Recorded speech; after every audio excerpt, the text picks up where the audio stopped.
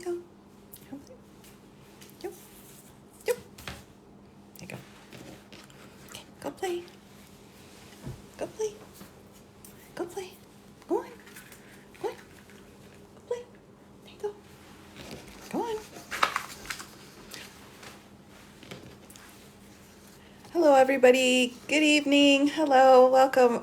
Sorry you had to see that. Hello, everybody. I've called for cat assistance here, so we'll see what happens. Good evening. Good evening, everybody. Hello.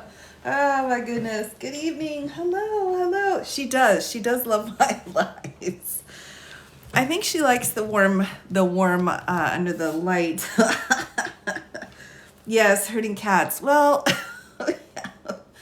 oh my gosh. All right, she's got her supervisor. Do you have a live schedule posted? I don't, Ditto. I meant to have it for this week, but it just didn't work out. I tried to schedule it, but we just weren't having it. But I do need to do a better job. I've got some plans, so hopefully I'll be able to get that going. We're taking a trip south tonight, sunny state of Florida. Whoa, nice. Yeah, I have been in the past. I have been able to put out schedules or go through them, but this week has just been an odd week. So it's been kind of a weird situation. We had New Year's Monday, and then Tuesday, I was kind of out for half of a day. Or was it Wednesday? Wednesday I was out for half a day. And then this morning I was able to come on, and then tonight. So, yep, I just got started, everybody. I just got started. So welcome in. All right, everyone. So for tonight, I hope you will bear with me. I do have comments on because I am not planning to read word for word through huge documents tonight. I am going to take hello from Oregon. Well, hello. Good to see you. I'm going to do kind of a Q&A. So I had a couple things I wanted to kind of talk to everybody about that we've got going on. So we do have two new 14th Amendment cases. Herd of cats. Oh, I know. We have got two new cases, one out of Illinois and one out of Massachusetts. So I've got petitions that were just filed today. This one is the Illinois petition. So State Board of Elections in Illinois, they've put theirs out. And then we have another one from Massachusetts. Thank you. So here's what happened. Hello from the Netherlands. Oh, hello, welcome. So here's what happened, everybody. So, there have been a lot of things that have been going on in court, everybody. There's a lot going on out there. So I just got the word. I was like, oh my gosh, look at these two new petitions. I'll print them out. We'll go through them. Denver, hello. But look what has happened, everybody. Look what has happened. And I'm on an actual subscription for ink, so I shouldn't be due for more ink yet. I know. I've got plenty of content for tonight, never you worry, but oh my gosh. Now, the thing is, I have two printers. Oh my goodness. I have two printers, and unfortunately, my ink for the other printer is due by 10 p.m. tomorrow. So unfortunately, yeah, no, it's definitely my toner. It's definitely my toner. So I have no doubt about it. So I do have, I've kind of bumped up, I've requested another toner cartridge. I'm kind of out in the middle of nowhere, so this isn't something I can just go and pick up at my local store. Oh my gosh, but it'll be coming in tomorrow. So, oh my gosh, up the subscription. I know, oh my goodness. I tell you, It's a lot. It's a lot of toner, everybody. We've just been so busy lately. Oh, yeah, I've got content for tonight for sure. I had a feeling, so I'm putting together, we've got a lot of stuff going on in the New York case. So I had a feeling when this started happening, I was feeling uncomfortable and I knew something was going to go wrong. So I shook it, as you do with the toner, and I shook it multiple times. So I was able to get about 500 more pages after this, but I think we're really, I think we're done. Yeah, the printer tonight is out. So, but I will have, I will have it. I'm glad I have my subscription. I may need to ask them to start delivering it sooner. I thought 30 days was enough to get through one cartridge, but I was wrong. So anyway, so we do have a new petition out of Illinois and Massachusetts. And so I will be going over there soon once I'm able to print them out. Tone it down. You're so funny. Oh my gosh. Yes. Oh, Kamala, I get that all the time. I really haven't. Yeah, my bill for ink is a lot, actually. I have to be completely honest with you, everybody.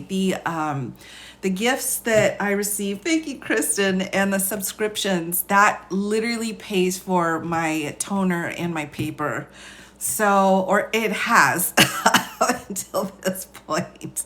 So, I've been going through about one cartridge. I could get about 2, almost 3 months. So I'm going to have to put it on quicker. So I'm so thankful for all of my subscribers and all of the gifts, of course, for the toner, but I'm a little bit behind getting it to my door tonight. So, but that's okay. We will have, I still have plenty of content. So no worries. Every cartridge, I know. Oh my gosh. And again, an incredibly huge thank you to everyone that so kindly sends support in that goes directly into my toner fund. Got some lagging. Okay, I see your comments, but I've got a couple extra screens on and my screens aren't lagging quite yet. So if it's glitching, go out and come back. Yes, because mine, I usually get a kind of a red flag that shows me if we're really getting lagged behind. So, okay, yeah, some of us are okay, some are not. All right. Anyway, so there you have it. There's the story of my ink. It's not as exciting as other stories could be, but we'll see what happens. So I should be back tomorrow being able to do that information, but I've got plenty of other content for tonight. So let's do, no lag. Oh, good. I'm glad to hear it. So here's a couple little updates, everyone. This morning, just as a friendly reminder, I was able to go live this morning, and I went through the motion that was filed by Trump's team out of the DC case. He was requesting sanctions for against the government for giving them discovery or offering discovery to them, along with filing the motion in limine that I have already reviewed. So we went through that. So it was very interesting. So we did go through that this morning. Now, the other thing here, again, to remind everybody on our calendar, is that we do have another pleading for the motion to dismiss out of the New York criminal case that was due today. Now, the thing about the New York criminal case, everybody, is that it's a little bit hinky. It's kind of touch and go to get everything. The docket isn't as clean as the civil New York cases. So it's kind of like you got to hunt around a little bit. So, but I've been able to find most of the file, but I am struggling to get, the orders and motions that are filed that day. It takes a little time for me to kind of track them down. So hinky, yes, a little hinky. But apparently there's supposed to be a filing today. I can't confirm that, again, through the New York filing system. So, but I will soon. I do have, though, all of the makings of the case. So I'm hoping to go through the last thing that actually was filed, which was, let me just make sure here. The last thing that was filed in the New York case was filed, it was a SIR reply, and it was filed November 29th by the state of New York. A SIR reply is, in the federal system, we have a motion, then we have a response, then we have a reply. So in most places, it would be called, and then anything after that would be a SIR. So like a SIR response or SIR reply, whatever. So we have that using the word hinky. No, Chris, I'm there. Full support of hinky. So, yes. So this was the last thing that I've got filed. And again, this is the case number, but it is just a pain in the keister to get it to pull up what I need to have pulled up. Now I could go kind of through the back roads, through the attorney roads and get the information. But again, I try to stick to paper, to documents that I can find easily for free that everyone can find. So almost indistinguishable from Subway cookies. Really? Oh, nice. We love that. That's fantastic. So anyway, that was the last thing that was filed here. Again, the motion to dismiss is still being debated, but the reason I bring it up again is just to remind you, because it is on my calendar here for those of you keeping track of that. That was going on today, allegedly. So we'll see. We'll see what happens. I do plan to, once we turn for pretty soon, buffering. I do see the buffering this time, everybody. Okay. Wait, are we back? Are we back? Okay, we're back. We're back. Yeah, I saw that one. Everybody. Okay, well, we're back again. I paused. So I will be, okay, we're good now. Excellent. I will be going through the New York case again. I think it's important. The New York case, we've got a hearing here that was set for September, and they moved it to February. So they were arguing all the way back in September there was going to be trial conflicts, and the judge in New York said, I tell you what, let's actually wait and see if there really are. So we've got that coming up. So the New York case is set to start on the 25th of March. Now, of course, the only way this would have been pushed was if the DC case started, or if it does, and it could still go. So that would push the New York criminal trial further down, because our federal cases always go before state cases. That's just like the order. So weren't we supposed to hear something from SCOTUS today? I don't think we were supposed to hear from SCOTUS. I think we could. We had a filing. We had a petition for a writ, but I don't think we had any requirements on that. So the DC case, again, could still go, but we are still set in New York. So I do want to take some time to really go through that. It's not, a really exciting case, but it's a criminal case involving prison time nevertheless. So that's important. We'll see these trials starting this year. Well, we'll see. We got a lot. There's still a lot to pick from here. We still have Georgia. We've got Georgia, the Georgia state case and the New York state cases, which aren't going to be dinked around with the kind of appellate process that we're dealing with in the federal courts, or the judge that we're dealing with in the Florida case. So, those cases could still go technically. Conference non-argument day according to SCOTUS website. Okay, yeah. Came this. That's funny. Georgia's nothing. Well, we'll see. There's actually quite a bit, and DA Willis is pretty good at her job. So, but I do have a couple of things I can share here, and then I've got a brief overview of what we're going to, of a few other things. One more thing, though, before I move the calendar. We do have the E. Jean Carroll jury trial for damages coming up, and that will really consume a lot of time here. SCOTUS was meeting tomorrow. Yeah. The order list day shows. Yeah, I suppose they could. Talk about it. Yeah, Georgia's hardcore. They're not, Georgia's, yep.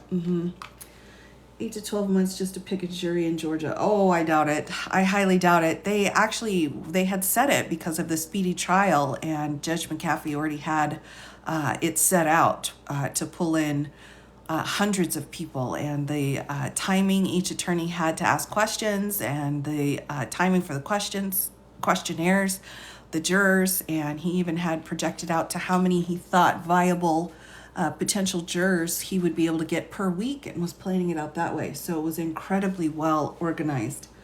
Did we get a ruling yet from New York on the Trump fraud case? No. So the thing about the civil case, if you're talking about the civil case, we've got closing statements due next week. So we're not going to get an answer yet.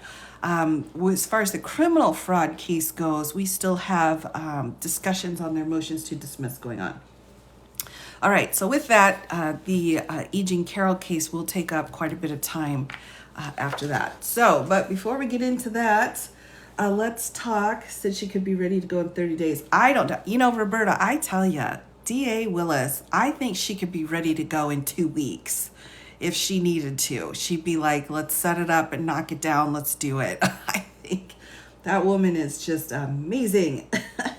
Prosecution goes twice for closing arguments. Sure, and it's because the prosecution, the government, bears the burden. So the burden isn't on the defendant to show that he didn't do it. The burden is on the state to show that he did do it. So because of that, they have first closing, and then defense does their response, and then the state comes back for their second closing. So powerhouse, absolutely. And yeah, what you'll see too, a lot of times, and a strategy, just an FYI, a strategy that some prosecutors use is if you've got a simpler case, a case that's not as complex as these criminal cases are, sometimes the state will even waive an opening, particularly if it's just a bench trial. You can waive your opening, have the defense then start, and then whatever they say, then the state can come back and do their response to that. So it's another strategy that we've got. Absolutely. File a motion for Brady material last week. So, yeah, we've got motions to compel. We've got all kinds of stuff going on with the case at this point. So we've got all kinds of stuff.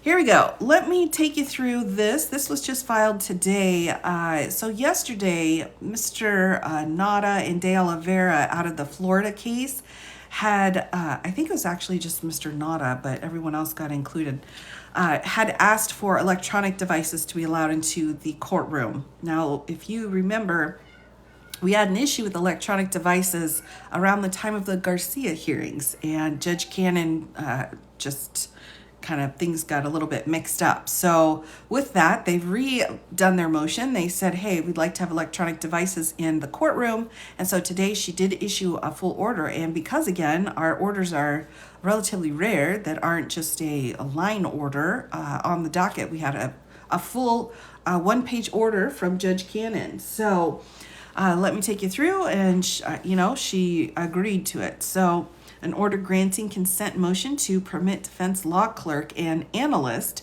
to bring electronic devices into the courthouse. So just two categories of the people. This cause comes before the court upon a motion to allow electronic devices into courthouses in this district, filed by defendants Trump and Nada. So I guess it was Nada and Trump. I just thought it was Nada, but whatever. Defendants seek permission to permit designated staff members, specifically a law clerk and legal analyst, assisting their respective defense teams to bring electronic devices into the courthouse. And then that's a very long address, to facilitate communication between defense counsel. The court has reviewed the motion and the full record. Upon review, it's ordered and adjudged as follows. The motion to allow electronic devices is granted, shall remain in effect until resolution of this proceeding. Number 2, so very specific here. Brand Woodward law clerk and the Blanche Law legal analysis or analyst may bring electronic devices. So just those people, just those 2 people to the courthouse. The court shall deliver the names of such individuals to the U.S. Marshal Service and transmit a copy to counsel of record, done and ordered in chambers and then signed. Again, it's the novelty of having an actual written full order in Judge Cannon's court, so have to kind of celebrate that for a moment. Mr. Nada. Yes, so it's Walter Nada. I'm sure I'm saying his name wrong. Yeah, I mean, it's not... Is that public domain? Of course, everything here is public domain. It's all public record. Anything that's not is redacted or sealed, and the court has to protect itself and the proceedings. So very important. All right. Are there limitations on what they can do with the electronic devices? Not according to this order. This order is pretty wide open, just saying that those two people have been given exceptions to be allowed to bring in their information. Roberta, that's funny. All right, everyone. So again, quick update out of Florida, not too exciting. So I wasn't sure, but the other thing that seemed to come out that was kind of a big deal today was this report out of Congress. I wasn't sure if anyone had seen this or heard of it yet at this point. Does this mean we'll be able to watch? No, Kyle. They'll just have phones to be able to, or devices to be able to talk to each other, allegedly. I'm not sure how that's going to be monitored. It's not like they're in a university where they can kind of close off the room. So it's so they can communicate with each other, but what actually happens, we don't know. So we'll see. Too long to read, Navy vet. Absolutely. I agree. They have walkies. Okay. All right. We love that. Okay. Yeah. That would make sense because I'm not sure, again, how they would go forward and enforce that. So, all right. So we've got a House committee. Now, you may say, why are we going over this? And again, I'm not going to read through this. I'm going to just kind of look through it and we can talk about it a little bit. Why are we going through it? It's a congressional report. Well, honestly, the novelty of having anything coming out of Congress has just piqued my interest here. So we've got this report that came out. It's pretty long, everybody, so we don't need to go through all of it, but I think it's interesting. It's got charts and all kinds of things. So what happened here was there was... we had a lot of cases going on, and through the multiple cases that Mr. Trump was involved in, a lot of information about his finances came out. With that, then this committee was able to, and this is the House Committee on Oversight and Accountability. They were able to kind of get the receipts and crunch numbers. And I'm not a mather. I don't do the mathing, but, tons of respect for those that do. And according to their math here, we have this piece. So Trump accepted more than $7.8 million in payments from foreign states and their leaders, including some of the world's most unsavory regimes. So that was a lot. By elevating his personal financial interests and the policy priorities of the corrupt foreign powers over the American public interest, former President Trump violated both the clear commands of the Constitution and the careful precedent set and observed by every previous commander-in-chief. So I'm not going to read word for word, but that's what this report does. It sets out and breaks things apart and actually has literal receipts. So I thought we could just take a look and kind of go through this. Cute trolls. Yeah, true. So again, Representative Raskin is the ranking member, and I thought he did a really good job with his organization. But again, I'm not going to just read through all of it. But the last paragraph, supporting and defending our Constitution against all enemy, foreign and domestic, is our sworn commitment in Congress. But the defense of democracy is the work of a nation, and we hope that all American people will participate in it, which I think is very valuable information. All right, let's take a look, everybody. Again, I'm just going to kind of go through this. I'm not going to read it, but I thought we could maybe take a look at what's going on, what they've set up. So first, we have the executive summary. We have a background. So the foreign emoluments clause, Trump's businesses and foreign conflicts, and the committee's investigation. So I think one of the best ways to think about emoluments, which I will say incorrectly every single time, is this idea that you're not supposed to be getting any kind of a benefit or any kind of, a documentable benefit, or asset from a foreign entity, because it can be seen as negative. Now, whether it is negative, who knows? I'm sure plenty is completely innocent. But, thank you. But, the Constitution says you can't accept it. I mean, that's written in the Constitution. So we have a clause in the Constitution that says that. Let me just grab it here. We know what you mean. I can't say that word either. I know, right? Like insider trading, yes. Or you think too at your state level, have you ever noticed that you can't give gifts to your representatives or your senators? Or in Nebraska, in your unicameral system, your whatevers, what are they called in Nebraska? Your people? Because they've only got one. They don't have a House and a Senate. Oh my gosh. I've totally just blown my own mind. Except Pennsylvania. Okay. That's funny. All right, let's take a look here in the Constitution. Right, and left your, right, I mean, the Supreme Court, that's different. Same. Assemblymen, really? Assembly people? Oh my goodness gracious. All right, yes. So I think in my jurisdiction, it's something like you can't give them a gift over $3, I think is how it goes. So again, we've got a particular clause in here that sets out that we're not allowed to take that. So before I'm jumping ahead too far, everybody, let's take a look here. So set out in the Constitution. Next, they're setting out the report on document limitations, but the methodology that they're using. And then they go through each country. They have only picked the top however many here, and have given examples of the money. Are you limited as to how many $3 gifts you can give? Yes, I think there's an overall total, although I'm not sure what that is. I think it might be like $15. I think you can't give more than $15 for the year, and it's $3 for a gift. So, like half of a pack of gum. You know what I'm saying? We're pretty careful.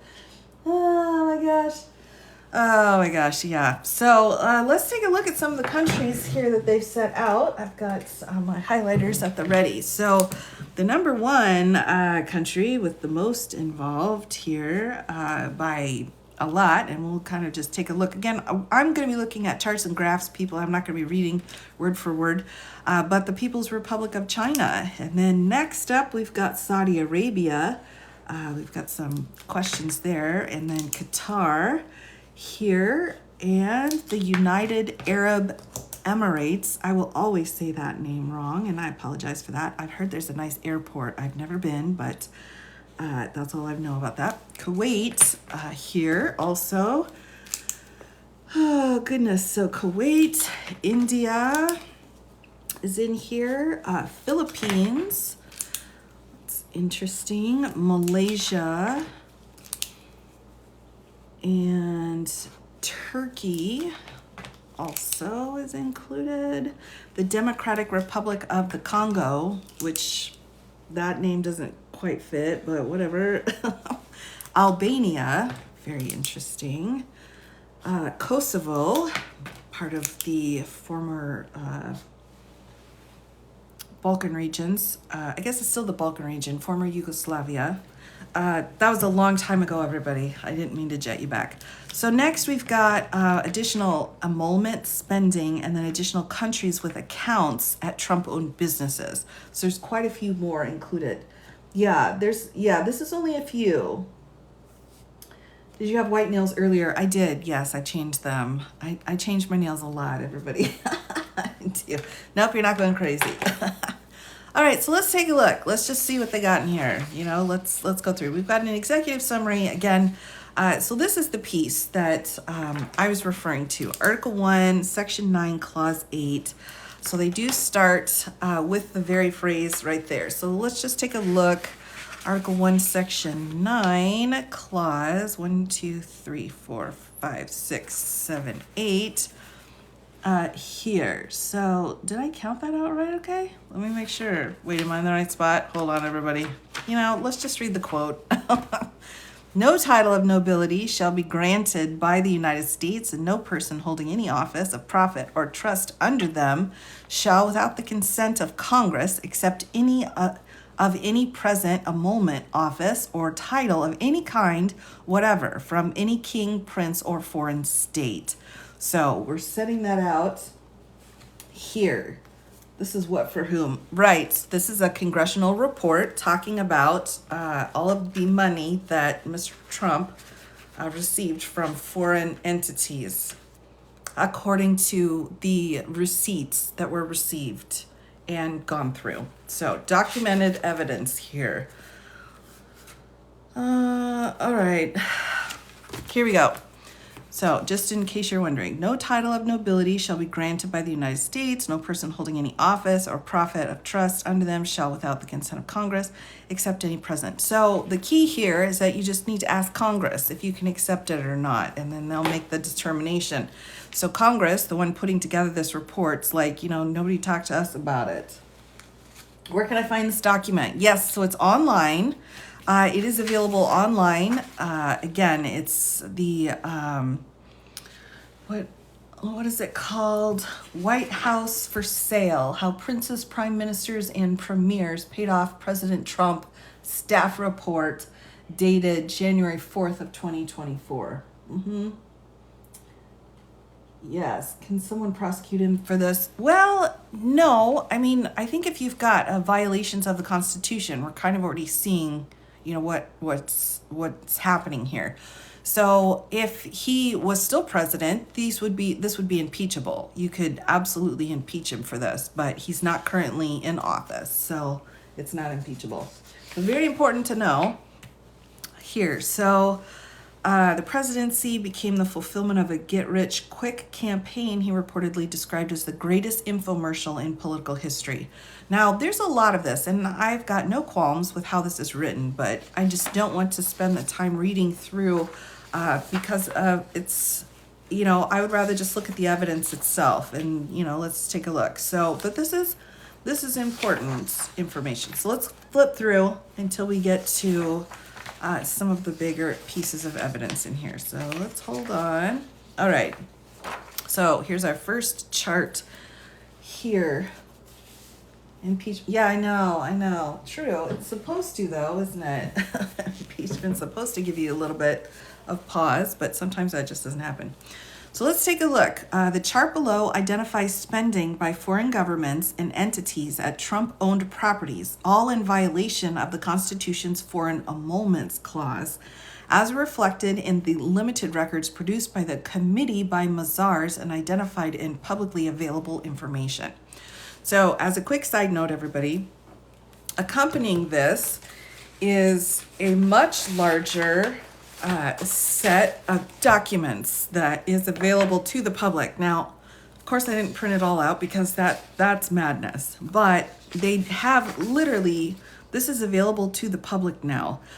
All of the transactions that they're talking about. So we've got the Trump International Hotel here, and they go through talking about package charge, room charge, various other things in here, laundry charges, whatever. So every single line has been documented that they are using to support what they're saying in this report. So I just wanted to show you, we've got, I don't know, it's almost as long as the Mueller report. Well, it's about half the size of the Mueller report. Just going into the banquets, the amount spent in the hotels, all that kind of stuff. So all of that is documented with full receipts, in case you're wondering. So these numbers aren't just being pulled out of the air. We actually literally have the receipts from the hotels. Is there more than this potentially? So I think this is a lot. I mean, from what I've heard, this is only a small portion of countries and a small number of businesses. So from what I've heard, this is just a bit of it, that there's way more than this available, but those numbers aren't crunched. If they do the Mueller report here, well, I do have it. I suppose if you wouldn't mind all my highlighting and notes. This is only what they could track. Yeah, I think that's a good way of putting it. Again, this came about because of information that was made public through different court documents. So here we go. We've got the country, the total spending that's been identified, and then Trump businesses patronized. Now, remember again, you're not allowed, he had to sign over his businesses when he came into office. So the footnote here, this chart reflects charges that Mazars records and public records show were incurred by foreign nations at the Trump International Hotels in Washington, D.C. and in Las Vegas. So again, remember, Mazars was involved in the civil litigation in New York and multiple other lawsuits. For charges incurred by foreign nations at Trump World Tower or Trump Tower, both in New York, which all pertain to real estate owned or rented by foreign governments or entities, this report uses common charges or rent payments reflected in records produced by Mazars or in public information to estimate total payments during former President Trump's presidency. For example, for units in the Trump World Tower owned by a foreign governments or entities, the Mazars records cover only charges paid in 2018. However, when the public records show that the same foreign governments or entities owned these units throughout the Trump presidency, this report uses the common base charges paid in 2018 to estimate the total of such charges paid by the specific foreign nations during the entire Trump presidency. Similarly, a public record reflects that the Industrial and Commercial Bank of China leased property at Trump Tower, New York, with an annual base rent of $1.9 million starting in 2008 and continuing at least through the expiration of the lease in October of 2019. This report estimates the total rent payments from February of 2017 through October 2019 based on that annual base rate. So they're just kind of clarifying how they got their numbers. No, but all of this information needed to be made clear on their business dealings in the New York case. That's why this information has been available for people to look at. So that was a legitimate way of locating the evidence. So here we go. We've got China. We've got $5,572,548 dollars that were spent there. And the businesses were Trump Tower, the Trump International Hotel in Washington, D.C., Trump International Hotel in Las Vegas. Next, Saudi Arabia, $615,422. Trump World Tower, Trump International Hotel in Washington, D.C. Yeah, I mean, whether it's a lot or a little, I mean, the Constitution doesn't care. They just say none. You're not allowed to do any of that without congressional approval. Now, I'm not saying he couldn't have done this, but he needed congressional approval. That's the key. That's why it's in Article 1, which is the congressional branch. All right, so Qatar. And I will say everything wrong tonight, everybody. I'm sorry about that. But $465,744 for Trump World Tower. Kuwait had $303,372. Trump World Tower in the Trump International Hotel in D.C. India, $282,764. Trump World Tower in the Trump International Hotel. Malaysia, $248,962, Trump International Hotel. Afghanistan, $154,750 spent through Trump World Tower and Trump International Hotel in Washington, D.C. The Philippines, $74,810. The Trump International Hotel in Washington, D.C. You know, I mean, that's kind of a key location for a hotel, right? So I think United Arab Emirates, $65,225. Again, that's the D.C. hotel. Democratic Republic of Congo, $25,171. Again, D.C. hotel. So I'm wondering if the inference then is that if they came to see him as the president, then they stayed in his hotel, right? And spent money there. Had all these before he was president. Right, and he had to turn it over when he became president. Yeah. Uh, Kazakhstan, $23,772 from the DC Hotel. Thailand, $11,340, the DC Hotel. Wow. Self-declared Turkish Republic of Northern Cyprus, $8,800, DC Hotel. Mongolia, $8,486. For the DC Hotel. Lebanon, 7,720, DC Hotel. Albania, 6,002, DC Hotel. Kosovo, 4,950. That must have just been for an afternoon, apparently. This hotel's expensive. The International Hotel in DC. Latvia, 2,739. Again, the DC Hotel. Turkey, 1,894. In the DC Hotel. Hungary, 1,011. Washington, D.C. Hotel again. He charged the Secret Service twice the regular. Oh, yes, he did. And required their stay as well in certain places. Cyprus was $590, again, out of the DC Hotel. So, again, there's just a little background there into how much each place, each different country was involved. But, if you take all of this together, if you take all these countries, like Latvia, we don't want to pick on them too much, but look at how much China spent. I mean, I keep thinking to myself, like, what? I mean, I don't remember a big, China entourage going on that year, for visiting. There's just some very interesting bits there. So we've got $5.5 million to China, for China. China's spending that kind of cash. Like, that's a lot. That's a lot. So in Saudi Arabia, I mean, again, doesn't even compete. They're just barely over 500,000 here. But just look at how much money. These are just from documents of the House Oversight. Right. So again, whatever kind of interactions he had with anybody prior to this time, he still should not and could not, at the time he was president, have any kind of a benefit without congressional approval. So that's the key here. There's plenty more. Oh, absolutely. So I'm not sure exactly, how this all shakes down, other than that's a lot of money. Again, for one particular country. There's a lot of people in China, all right? So I can see that, but I mean, that's a lot of money. That's a lot compared to, like, Cyprus is on here for $590, and they're like, dang it, shouldn't have left anything for housekeeping. Like, what? He wasn't supposed to have any sort of income. Right, exactly. He wasn't. Yeah, he wasn't.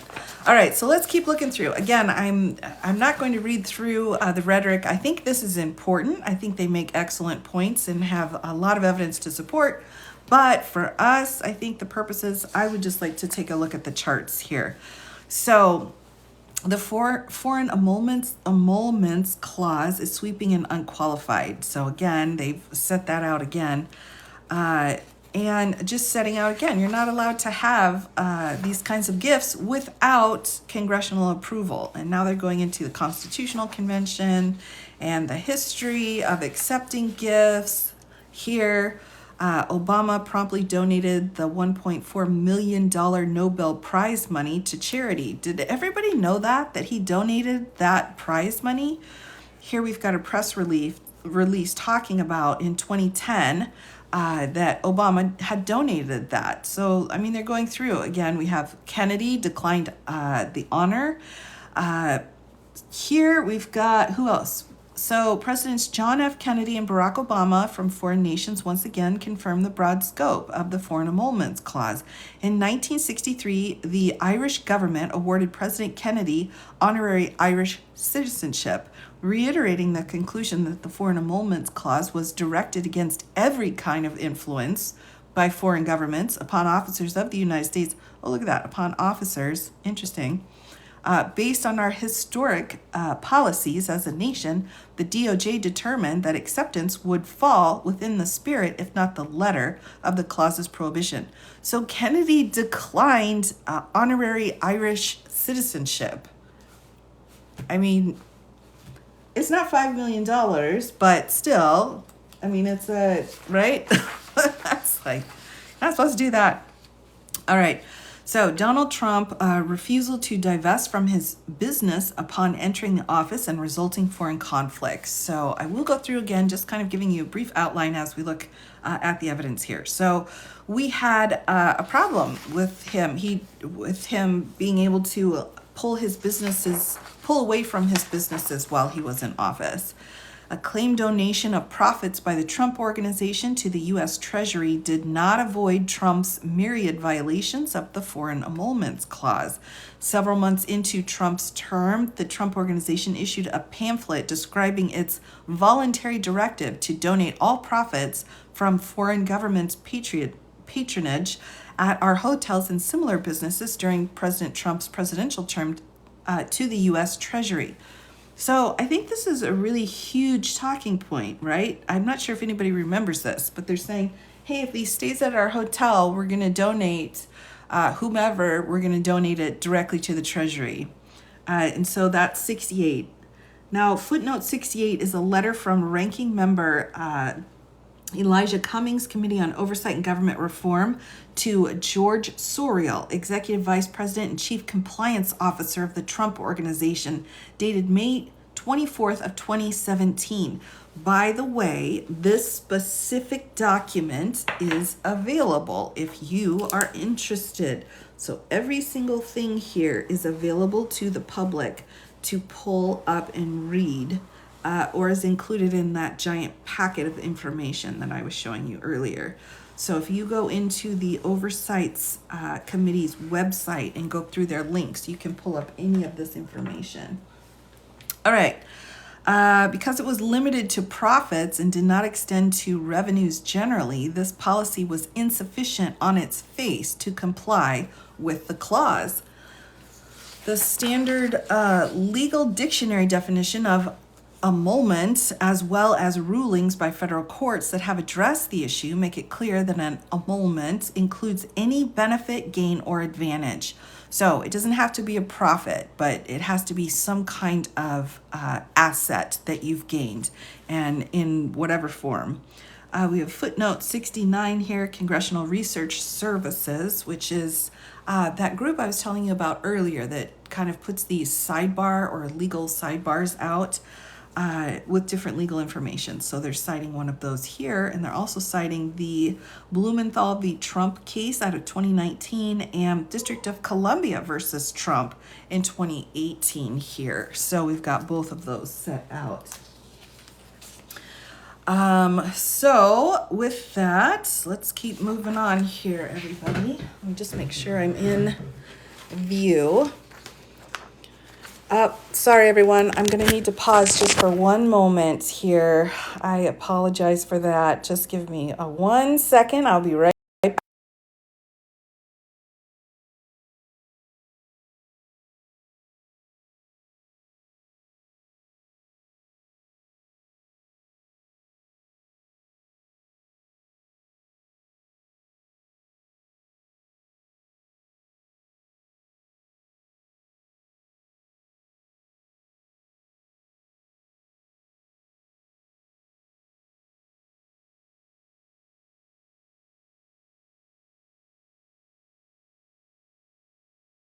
Sorry, everybody. Had to take care of a cat issue. Sorry about that. Oh my gosh. Yeah. She was getting into some trouble. Apologize. Oh my goodness. All right, where were we? Here we go. Let's pick up where I was before.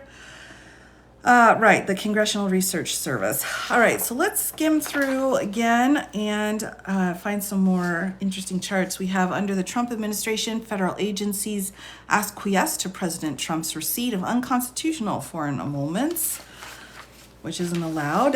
The ownership structure of the Trump properties discussed in this report. So this report focuses on foreign spending and related conflicts in connection with 3 Trump properties for which Mazars produced records to the committee. So we have the DC International Hotel, we've got the International Hotel in Las Vegas, and the Trump World Tower, at 845 United Nations Plaza in New York. So she can do no wrong. I know. Well, sometimes she can't. There's certain things she shouldn't eat. We just don't want to deal with that. But, I think this is a really interesting question, actually, because, with hotels, people from other countries are going to stay at different hotels. Absolutely. That just makes sense. So why wouldn't he have gone through Congress and gotten permission? I mean, he had the votes. He had the support when he first got into office. Why wouldn't he go through and ask and have them set it out in a way that would have allowed for him to have his business kind of continue on, because it was a hotel business? I'm curious about that. Could it disqualify him? I doubt it. I mean, people will have to decide if for voting purposes, but yeah, I mean, I'm wondering why he didn't go to Congress. Like, did he not think it was that important? He didn't care because he failed government ed. That's funny. Ah, that's so funny, but true. Funny, sad, true. I think it's because he really thinks he has no rules. Yeah, yeah, he literally broke his oath. They told him to and he refused. So, yeah, that's the other question. Did he have people around him that were like, man, never mind, we'll just clean it up later, don't worry about it? And so he just went forward, because I just can't see his advisors and people around him with this kind of knowledge not saying hey, let's just head over to Congress, have them sign this document, because they'll sign anything right now, and we'll take care of it that way. Yeah, I mean, he could have just gotten it taken care of in the beginning, but he didn't, so here we are today. All right, moving on. That's my question. Yes, sir, though. It seems like yes, sir should have been yes, sir, let's go over to Congress so we can take care of this. But I don't know what's going on. All right, here we go. Trump International Hotel, Washington, D.C. So let's take a look here. We've got the Donald J. Trump Revocable Trust. Let's zoom in just a little bit here. I'm sure someone told him, but he didn't listen. Well, now that sounds very true. So Donald J. Trump Revocable Trust here, and then DJT Holdings, managing member. And then, so we've got 100%, and then 1% to DJT Holdings, LLC. And then down here, Trump OPO. So this is the old post office, LLC. So that came up quite a bit in the New York case. And then we've got, again, this member corporation in the middle. And over here, we've got the family members. So here's Ivanka with the old post office. Here's Donald Trump Jr. in a revocable trust again. And then Eric Trump in that revocable trust. So we've got 7.4% for each of them. And so they're breaking it down to see what kind of interaction he actually had when he moved everything around. Here's Vegas. Here we've got the revocable trust. So 100% goes into the holdings management, then to Las Vegas Core, and then Las Vegas Member LLC, down to this one, Trump Ruffin, and then Trump Ruffin Tower, and then to Trump Ruffin Commercial LLC. So again, and you can see, if you followed the New York case at all, you can see how all of these were connected back to him, as well as when he filed his paperwork or didn't. All right, so we've got another one here, United Nations Plaza. So that's the third one. And then we've got Trump Tower commercial condominium property in New York. Here, again, another revocable trust. And that kind of takes us back again. What's revocable about a revocable trust? I think it just means it's, what he needed to put it into until he got out of office. So we've got the committee's investigation. I'm not an expert on that particular area of the law for sure. Talk about a crime family. Is forever? A revocable trust is forever? Is it? I don't know about that. Let's bump this up again. I should probably look into that a little bit more, but he gets it back. Yeah, that's what I thought. He's still the owner. It's kind of a way of saying, I'm going to pause my myself involved in this, but I'm going to come back and get it. So like they couldn't ever get full, complete control over it. Chairman Comer's termination of the committee's subpoena. That's interesting. Almost immediately after the Republicans took the majority in the House of Representatives, the committee, apparently acting through Donald Trump's personal attorneys, informed Mazars that it no longer needed to comply with its obligation to produce additional documents under the subpoena. On January 19th of 2023, a lawyer for Donald Trump wrote to Mazars' counsel, quote, "I do not know the status of Mazars' production, but my understanding is that the committee has no interest in forcing Mazars to complete it and is willing to release it from further obligations under the settlement agreement." That's interesting. 102, this is an email. Woo, we've got a full email. We love emails. Patrick Strawbridge here. In communications with Mazars' counsel, that attorney confirmed that the acting general counsel of the House of Representatives in his capacity as counsel to the committee had so informed him. Whoa. It's a fantastic podcast called Trump Inc. It was diving into this years ago. Really? OVC, that's great information. Great information. All right, report methodology, document limitations. Again, we're just going to kind of skip through this again until we can find some more information. Extent and limitations of Mazars' documents. Here, and then we go over here. We've got properties, categories, and dates of the records. So we've got a hotel ledger, a posting journal report, so the guest ledger details here, and then the status report for these three different properties. Release and redaction of the records was also included. All right, People's Republic of China. Yikes, everybody. I'm worried. I'm really worried about this one. Oh my gosh, we'll spend just a little bit of time here in China. Oh my goodness. All right, so the committee's Democratic staff has documented more than $5.5 million in spending at Trump-owned properties during former President Trump's time in office by the government of the People's Republic of China, as well as the state-owned Industrial and Commercial Bank of China and Hainan Airlines Holding Company, a Chinese state-owned airline. Former President Trump violated the Constitution when the businesses he owned accepted these emoluments paid by China without the consent of Congress. Again, this is the key here. It's not necessarily that it's a bad thing. It's just you have to get consent. Critically, these figures are based on the limited records from Mazars that are available to the committee on the public record maintained by the U.S. Securities and Exchange Commission, so the SEC. As such, these emoluments represent the minimum amount of unconstitutional payments from the government of China and state-owned entities that Trump-owned businesses accepted during former President Trump's term. Yikes. This report also discusses former President Trump's recent disclosures regarding a sprawling trademark portfolio. And this was a really big issue, actually. That was a big legal issue. That the government of the People's Republic of China enlarged during President Trump's term. That's huge because their trademark system is really different than how ours is. So that's a huge, huge asset.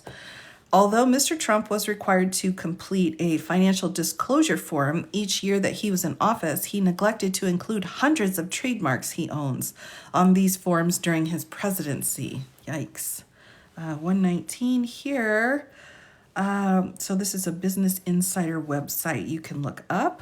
As Business Insider noted, the belated disclosures mean that Americans had little insight into the scope of Trump's foreign asset holdings during his presidency and are only learning about them as he runs for a second term in the 2024 election. Notably, if not surprisingly, the ability of Trump family businesses to secure trademarks in China improved markedly and rapidly after Trump entered office. So, yeah, that's a pretty big one there. Let's bump down to 121.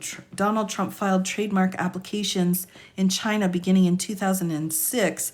From the time he announced his candidacy for presidency in 2015 through 2019, roughly 200 trademark applications by Donald Trump and Ivanka Trump were pending in China. The Center for American Progress is being cited here, and then we've got a website you can take a look at.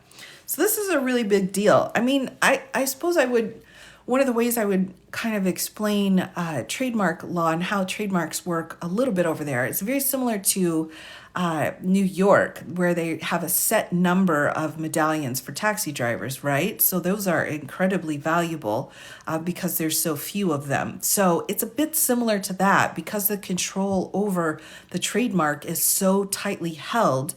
Being able to get the trademark that you actually want is really, it's a gift. So it's a huge deal. 83 patents granted. Really? Yeah, I'm not, that's huge. Oh, could any federal prosecutor just assume this case anywhere in the United States and seek prosecution? No, I don't think so. I don't think we've got a criminal. I can't think of a United States code section that's been violated, I guess is how I would put it. Has the Constitution been violated? Yes, but you don't have to violate a United States code section also.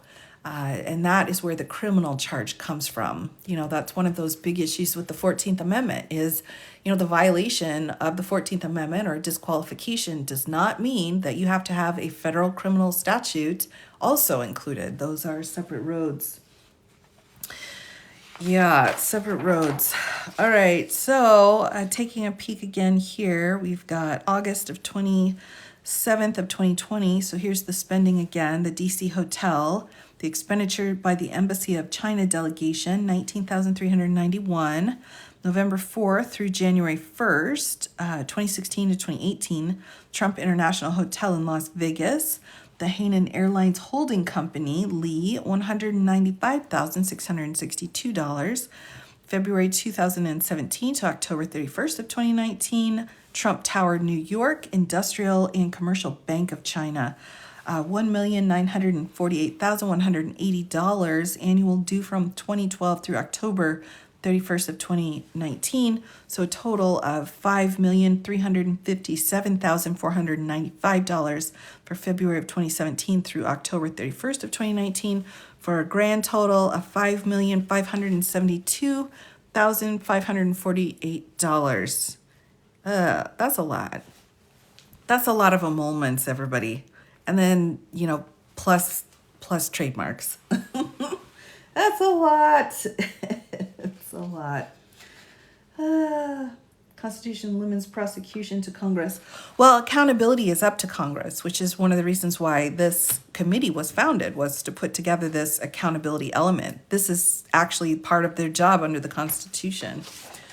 But again, all they can do is send out this report and have us acknowledge it and know this information. I mean, if it comes to prosecutions, again, much like the January 6th committee, they can make recommendations, but they're not a criminal prosecuting body.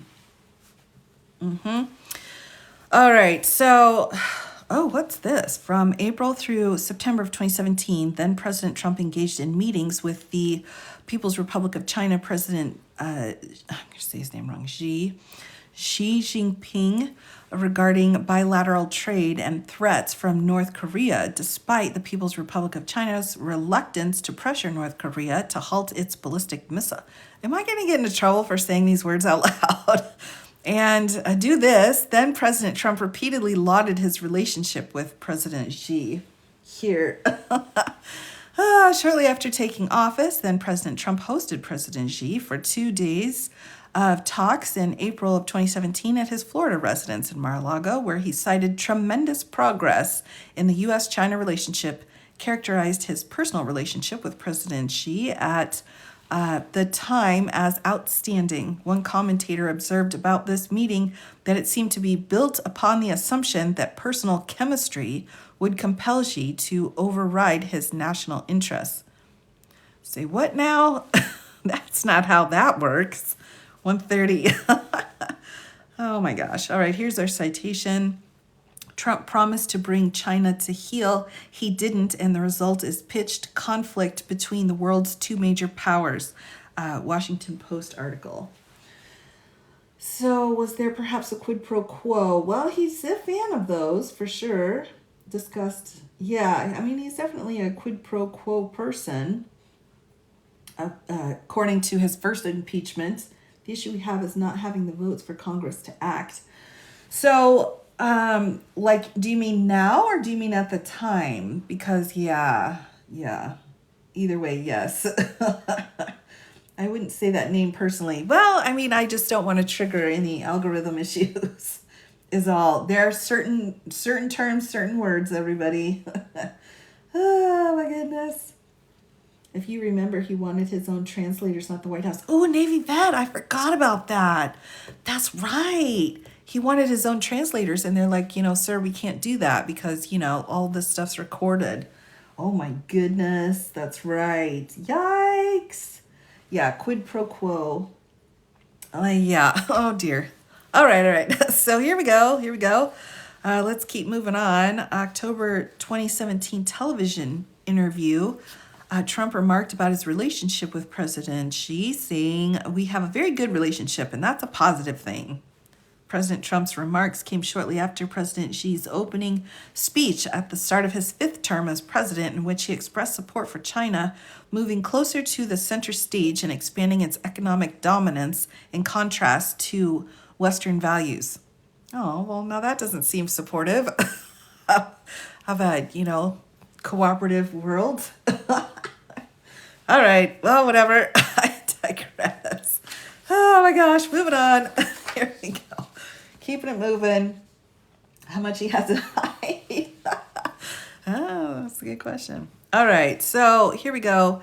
The next year, however, then President Trump launched a trade war against China as part of a broad protectionist economic policy and trade strategy. According to commentators at Brookings, between July 2018 and August of 2019, the U.S. announced plans to impose tariffs on more than $550 billion of Chinese products, and China retaliated by imposing tariffs on more than $185 billion worth of U.S. goods. All right, here we go. 136. And this is according to More Pain Than Gain, How the U.S.-China Trade War Hurt America. Ooh, well, we don't want to hear that. The two countries reached a phase one tentative deal to reduce trade tensions in January of 2020. I'm not sure I like the title of that either. Phase one usually implies bad things.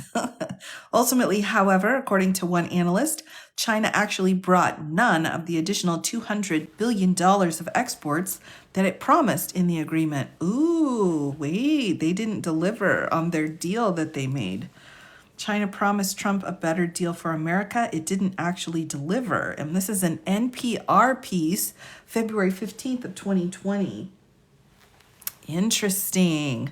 According to a January 2021 report from the U.S.-China Business Council, a nonpartisan association of more than 270 American companies that do business with China, tariff rates remained at a multi-decade high, despite both countries reaching a phase one trade agreement in early 2020. The report found that the trade war with China reduced U.S. economic growth and employment, resulting in an estimated peak loss of 245,000 jobs. What? That's not a good deal. That's not an art of any deal. That's a bad deal. That's job loss. And failed to achieve major policy goals outlined by the Trump administration. And yet, amid what became a tense trade conflict, Mr. Trump inexplicitly took positions favorable to specific Chinese interests, as discussed below. Ugh, yikes. We need Post-it. Okay, you're like, please, we're dying out here. Okay, sorry everybody. I'm so enthralled by the drama here. Yes. Of course. I'm just flipping the pages so quick. I may forget sometimes to put it back on. So just remind me if I forget, everybody. But valid request. Valid. Oh my gosh. Okay, so all right, let's see. What are we going to call this? Congress report. Congress reports on sticky note. Yes. Congress's report on I don't want to put a moments on there. How about Trump taking foreign money? Is that okay? Trade gate. Oh my goodness. Oh my gosh. Trump income. $7.8 million grift. White House for sale. That's the actual name in the report. So let's use that. Oh my gosh, that's so funny. Kickbacks, bribery, pay to play. Oh my gosh. All right. We'll do White House for sale, okay? White House for sale. Oh my goodness gracious. Oh, it's a lot, everybody. It's really a lot. It's a lot. And it was filed today. So here we go. Patent sales, quid pro quo. Yep. I think so. Oh my gosh, if it was Obama, yikes. My hair just blew back. Yikes. All right. Okay, so let's dig in a little bit more. Again, I'm probably just going to focus here a little bit more here on China for tonight. Yes, it's exactly what they're claiming Biden's. I know, right? But, I'm like, we actually have receipts here. Like, literally, here's a receipt from the hotel. I love that. Literally a receipt. All right. So, here we go. Dismissing concerns about Chinese government human rights abuses. Whoa, I'm not going to go down that road. That sounds like a lot. So we've got a phone call here, although this is important. Here we go. We've got a phone call between President Trump reportedly promised President Xi that while trade negotiations continued, the United States would refrain from criticizing China over its police crackdowns here. And I'm not going to spend too much time on this because it involves this place. I can't even say the name without crying, actually, of this place. Shortly thereafter, President Trump said he believed that President Xi had acted very responsibly with respect to the what? That's madness. Adopting the Chinese government's dubious vernacular to describe the pro-democracy protests in that country. Wow, I almost fell off my chair, everybody. Almost fell off my chair. Oh my goodness gracious, that's a lot. All right. So again, Hong Kong is just, that's atrocious. Yeah, it's an atrocious situation. All right, skipping down, everybody. All right, emoluments paid by the People's Republic of China to Trump-owned businesses. All right, let's take a look at that. So we've got the embassy making an advance deposit of $19,391 to the Trump International Hotel in D.C. for an arrival date of August 27th. The advance deposit ledger does not specify an end date to the planned stay. All right. Next, Chinese state emolument spending at Trump properties. So the Hainan Airlines holding company as well. And this was the hotel in Las Vegas that they're talking about here. Enterprises, right. Okay, so controlled by the provincial government of Hainan through its investment arm. I know I'm saying that incorrectly. 2015, Chinese state-owned bank supplied airlines with billions of dollars in cheap loans, $67.4 billion line of credit, employed the cheap loans to embark on a Chinese government-encouraged campaign of overseas investment in Western Europe and the United States. Interesting. And also quite a few railroads in Northern Africa. According to documents Mazars produced to the committee, Hainan Airlines began what apparently was a 14-month stay. 14-month stay? Who stayed in a hotel for 14 months? That's crazy. Michelle, you're way ahead of me. That's madness. I don't know. No hotel is that good. That's a lot. And apparently, though, 14 months is only $19,000. That's not bad, actually, for a hotel, apparently. So here, and then they're going to go on further with that. On June 19th of 2017, the CEO and the vice chairman met with the then Treasury Secretary, Stephen Mnuchin, and the head of the Committee of Foreign Investment in the United States and several H&A Group acquisitions. Wow, this is reminding me a lot of the Menendez indictment. I'm just saying, I'm just putting that out there. Total emoluments here. So again, we have another ledger, guest ledger with the amount of money involved. Credit. Whoa, that's interesting. Okay, so we have, wait, hold on everybody. Let me take a look at this. We have a credit of $180,730 and we have a balance of $14,931. Yikes. All right, let's keep moving. Can I get the link? Absolutely, absolutely. So I think that's a great stopping moment, actually, everyone. So as I pause for the continuation of this very interesting situation, I will go ahead and kind of tag this page. I am checking the time for tonight, so I may need to kind of close us down at this point. But here, this is the this is the selected materials, and this one you're like, well, okay. This is the website, oversightdemocrats.house.gov. That's the link to this particular one here. So we have, this is the name of the report, White House for Sale, How Princes, Prime Ministers, and Premiers Paid Off President Trump. Staff report, Committee on Oversight and Accountability, Democratic staff, Representative Jamie Raskin as the ranking member, U.S. House of Representatives, and this was published today. Now, this is the primary report that I've been kind of going through. Again, just kind of wading through it tonight and just taking a look at what it's about. Just imagine how many shenanigans we're about. Oh, I know. I agree, Mads. I agree. I was looking at the clock. I was like, wait a minute. Sometimes we got to call it. Now, there is a second piece that's available, and this actually, everybody, I found to be incredibly fascinating. There's a second one, and this is actually called the Selected Investigation Documents, all right? So here's the report. It says staff report.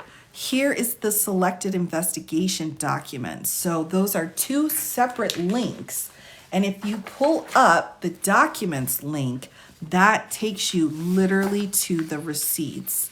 Anything that's sensitive information has been redacted, so no private information is made available on any of these receipts. But if you're wondering the exact dates, the exact amounts of money that's being involved here, you can look through the documents. Now, this is just the Trump International Hotel log, but there are hundreds of documents included in here. Hundreds and hundreds. So let me take you back there. So if you're interested in the actual evidence itself, much like the New York case where we were able to look at each individual exhibit, they have made each of their individual documents available as well. So this is the link here, oversightdocuments.house.gov, and that's the documents, and oversightdemocrats.house.gov here.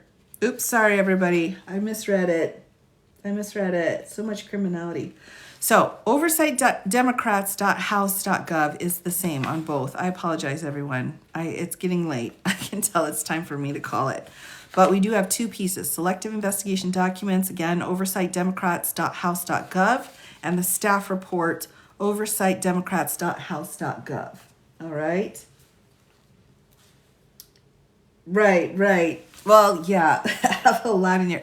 Well, or just bookmark it and keep going back. Oversightdemocrats.house. Yes, thank you, VC. Thank you. He was going to drain the swamp. Well, yeah, that's a lot of money, everybody. It's a lot. And again, in the Constitution, it's pretty specific here. In the Constitution, there is, there's not a lot of doubt here. No title of nobility shall be granted by the United States, and no person holding any office of profit or trust under them shall, without the consent of Congress, accept of any present emolument, so any asset, office, or title of any kind whatever from any king, prince, or foreign state. So that is the emoluments clause, everybody. Here you go. Love your life. Thank you. Oh, you're welcome. You're welcome. Yes. How's Mazar's report PDF? Oh, thank you. That's excellent. That's even quicker link to it. So again, everybody, the criminal aspect of this is quite a bit. But, you know, the House Oversight Committee, what they can do is they can give all of this evidence to the public. They can show everybody what happened. So can there be criminal prosecutions here? I don't know. Again, I don't know of any US code sections. Has there been a violation of the Constitution? Yes, that makes it impeachable. But what's really important is to just acknowledge this report exists and what's in it. And the basis is the receipts themselves. So asking if he could be indicted for any of this. Yeah, so again, I'm not sure of any US code section that would be a violation. I do not know if there is a federal law against emoluments on the books. I just don't know. I do not have that knowledge of the federal criminal laws when it comes to these kinds of questions. We've got bribery, again, like what Menendez was charged with. We've got, and the sweater guy. I mean, we've got some, you know, wire transfer things and various bits and bobs, but I'm not sure we have anything that's specific to taking in emoluments from foreign countries for your own hotels. I'm not sure we do. Santos, thank you. Thank you. The sweater guy. Yeah, sorry. Sweater, Santos, they're both S words. He could be impeached if elected again. You know, that's a great question. I mean, it is wrongful acts, isn't it? I mean, high crimes and misdemeanors, this in a violation of the emoluments clause. Yeah, I mean, that could be grounds for it. I don't think there's some kind of statute of limitations on impeachment anywhere in the Constitution. So, you know, that's a really good point. That fourth paragraph. I know. We know only about some of the payments that passed into his hands just during 2 years from only 20 or more of the 190 nations in the world through just 4 of more than his 500 businesses. So this is just the beginning here. That would be interesting to see. It would be. We would want his VP. Well, I mean, that's what it comes down to, Ev. I mean, that's really the question is if he wins, you know, and is convicted in a state court, then, you know, he passed the baton on to the vice president. Well, I mean, that's what you're supposed to do. Or if he was impeached here, or if he pardoned himself, then he could be impeached for pardoning himself of the criminal charges. Or, you know, you could bring up this as well. Tip of the iceberg. Yep, it is. It is, everybody. The only thing search pulls up is bribery 18, U.S. Code 201. Okay, excellent, Navy vet. That's what I was thinking. And that's what we've got charged for the Bob. Is it Menendez or is it Mendez? I keep getting it mixed up, everybody. But the Democratic senator, is he a senator out of New Jersey? Is that right? But anyway, that dude that's been indicted for bad business. Menendez. Okay, thank you so much. Senator. Okay. No, it's Mendez. See, I'm not sure now. I mixed up. Okay, New Jersey. All right, Senator. That's what he's been charged with. Because, and when we read through that indictment, this is exactly the kind of stuff they were talking about. They literally set up a business in order for his wife, girlfriend, to be given money from a foreign entity. And that's huge. That's exactly, what they, charged him with criminally.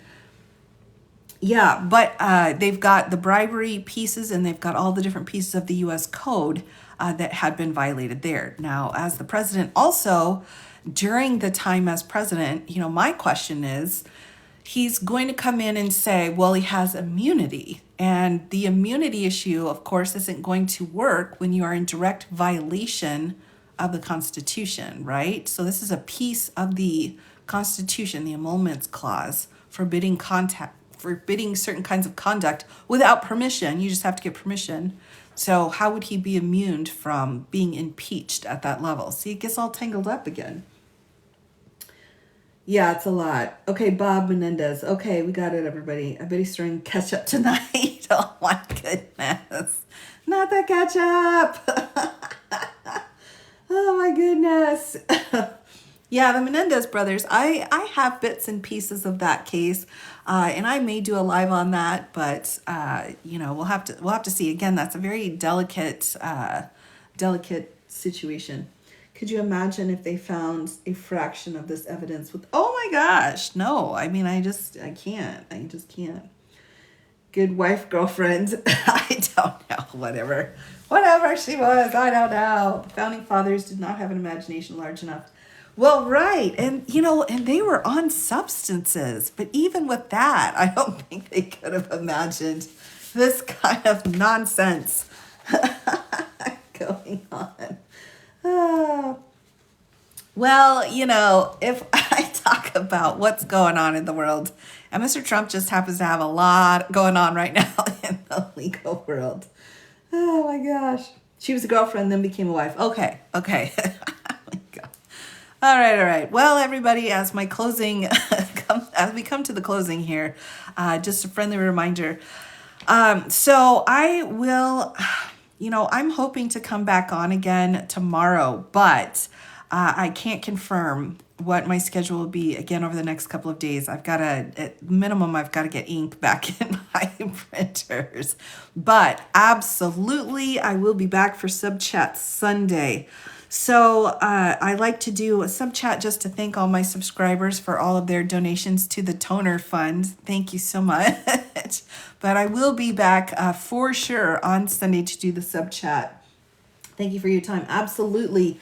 Now, I'm planning to do an evening one because I know some of the earlier ones in the day are harder for several of the subscribers.